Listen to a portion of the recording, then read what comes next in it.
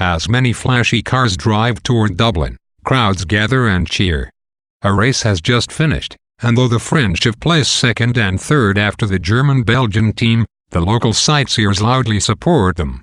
Jimmy Doyle rides in one of the cars with his wealthy French friend, Charles Seguin, whom he met while studying at Cambridge. Two other men ride with them as well, Seguin's Canadian cousin, André Riviere, and a Hungarian pianist, Vilona. Driving back into Dublin, the young men rejoice about the victory, and Jimmy enjoys the prestige of the ride. He fondly thinks about his recent investment in Seguin's motor company business venture, a financial backing that his father, a successful butcher, approves and supports. Jimmy savors the notoriety of being surrounded by and seen with such glamorous company, and in such a luxurious car. Seguin drops Jimmy and Vilona off in Dublin so they can return to Jimmy's home, where Vilona is staying, to change into formal dress for dinner at Seguin's hotel. Jimmy's proud parents dote on their smartly dressed and well-connected son.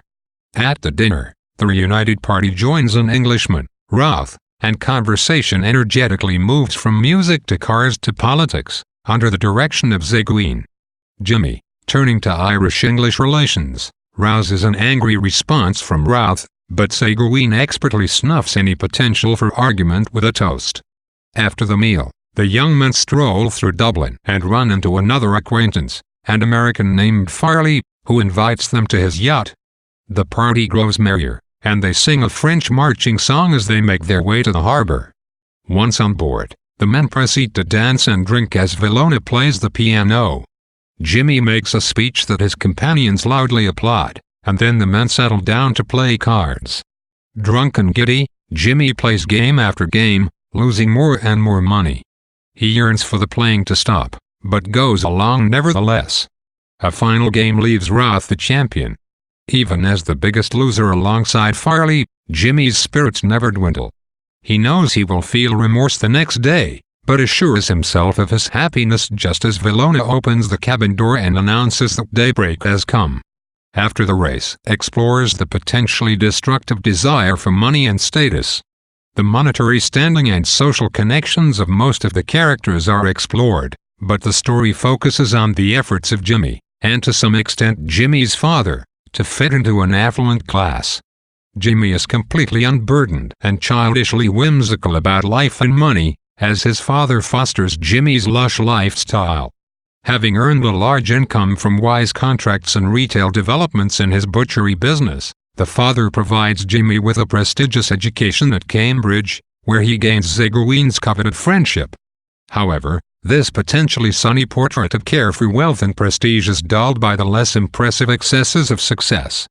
Jimmy's studies focus mainly on social outings and spending, and at the end of After the Race, Jimmy emerges not as a dashing, popular bachelor, but as a clueless fool, his pockets empty after a spate of card games in which he was barely sober enough to participate. Indeed, Jimmy hardly seems cognizant of himself as a person, but highly aware of where and with whom he is seen. For Jimmy, seeking riches and notoriety leads only to poverty and embarrassment. Like many of the characters in Dubliners, Jimmy has a moment of revelation in which he recognizes the truth of his situation, but he does nothing to change it. After he loses ruinously at cards, Jimmy hangs his head in his hands, knowing that regret will set in the next day. The irony of the conclusion is that the next day is already there, that daybreak has come. Jimmy, the story suggests, always faces the reality of his feigned wealth and his follies, but he also always avoids it.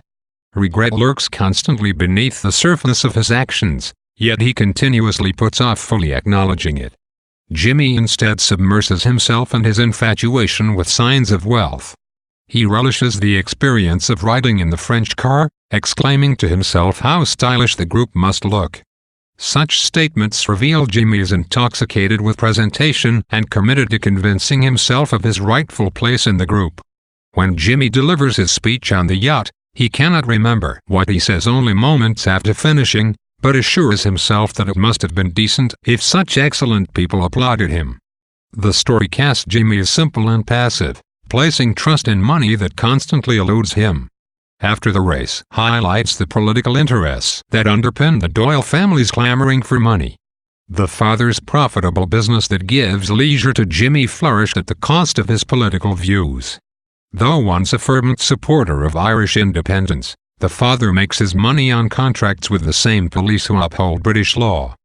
He also acts against the national interests of promoting all things Irish by sending his son to England and encouraging his investments in French business ventures. When Jimmy attempts to talk about such popularly debated issues at the dinner table, his voice is silenced. The Englishman leaves this story the winner. Like the luxury cars that speed away from the countryside to return to the continent in the opening of the story, all money seems to flee from Jimmy's pockets into those of others by the end of the story. The Irish, after the race, implies, always finish in last place.